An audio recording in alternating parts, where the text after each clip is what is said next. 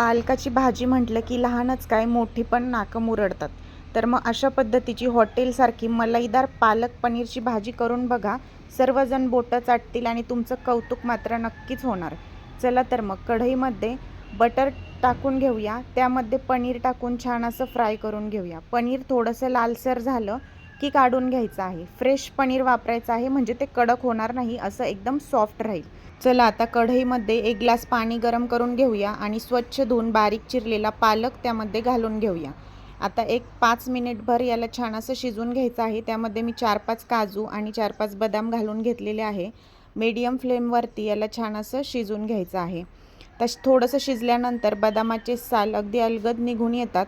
ते व्यवस्थित काढून घ्यायचे आहे. गरम असल्यामुळे हाताला चटका बसू शकतो, तर व्यवस्थित बदामाचे साल मी काढून घेतलेले आहेत. आता चला एकीकडे हे शिजत आहे तोपर्यंत आपण एका पातेल्यामध्ये 1-1.5 चमचे इतकं दही घेतलेलं आहे. साधारण पोहे वाढतो त्या चमच्याने 1.5 चमचा इतके पोहे घेतले आहे. त्यामध्ये 1 चमचा जिरेपूड, 1 चमचा धनेपूड, अर्धा चमचा हळद आणि 1 चमचा लाल तिखट टाकून घेतलेलं आहे. थोडंसं मिरेपूड, साधारण छोटा अर्धा चमचा इतके मिरेपूड टाकून मिक्स करून घेतलं आहे. आता तोपर्यंत आपलं पालक आणि पालकाचं छान असं शिजवून थंड झालेलं आहे. आता आपण ते मिक्सरमध्ये बारीक करून घेऊया. मिक्सरमध्ये काजू आणि बदामही छान बारीक होईपर्यंत फिरवून घ्यायचं आहे. आता कढईमध्ये बटर गरम करून घेऊ. त्यामध्ये घातलेले आहेत जिरे, थोड्याशा 1-2 हिरव्या मिरच्या चिरून घातलेल्या आहेत. तुम्ही त्या वाटूनही घालू शकता. मी मुलांसाठी करते म्हणून मी चिरून घातल्या आहेत. त्यामध्ये 1 ते 2 तमालपत्र आणि 1 ते 2 लाल मिरच्या अशा टाकून घ्यायच्या आहे.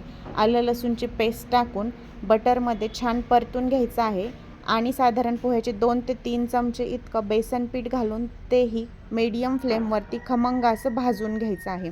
मस्त वास सुटतो अगदी भाजल्यानंतर ह्या बेसन पिठाचा.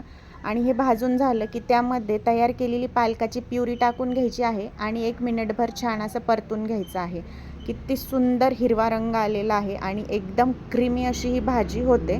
आता यामध्ये चवीपुरता मीठ टाकून घेऊया आणि तयार केलेलं दह्याचं जे मिश्रण आहे ते यामध्ये टाकून घ्यायचं आहे आणि एक झाकण ठेवून 2 ते 3 मिनटं दह्यामध्ये ही भाजी छान अशी शिजवून घ्यायची आहे. म्हणजे त्याला मस्त असा आंबटसर टेस्ट येईल आणि त्याची पूर्ण मसाल्यांची टेस्ट भाजीमध्ये उतरेल आणि एकदम क्रीमी टेक्स्चरची आपली भाजी तयार झालेली आहे. आता त्यामध्ये फ्राय केलेले पनीर टाकून घेऊया.